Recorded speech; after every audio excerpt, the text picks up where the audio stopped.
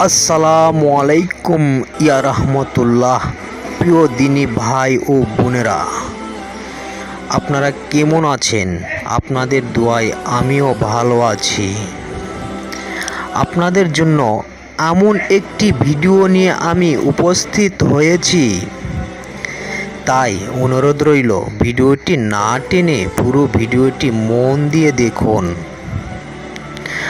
অনেকেই বলে আমি পরীর সাথে দেখা করব কিভাবে, আবার কেউ কেউ বলে আমাকে যদি পরী ধরতো তাহলে আমি অনেক টাকার মালিক হতাম।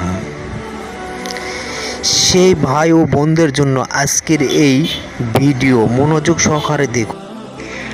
আমি এখন যে আমলটির কথা বলবো, আপনি যদি মনের বিশ্বাস নিয়ে আমলটি করতে পারেন তাহলে 100% গ্যারান্টি পরী আপনার কাছে এসে বলবে, তুমি আমাকে কেন ডেকেছ।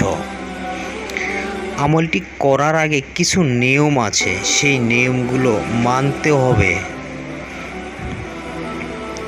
1 নাম্বার, আপনাকে গোসল করে পাক পবিত্র হতে হবে। 2 নাম্বার, আপনাকে সাদা পোশাক পরতে হবে, তারপর আতর ব্যবহার। 3 নাম্বার, কোন দিন এই আমলটি করবেন? শুক্রবার, শনিবার অথবা রবিবারের দিন। 4 নাম্বার, কোন সময় আমলটি করবেন? রাত 11টার সময় এই আমলটি আপনি করবেন। 5 নাম্বার, কিভাবে আমলটি করবেন?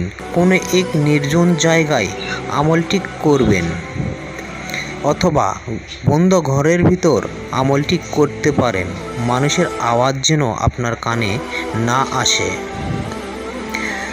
5 নাম্বার, যখন আমলটি করতে বসবেন তখন আপনি ছোট্ট একটা বাটি নেবেন পানি সহ।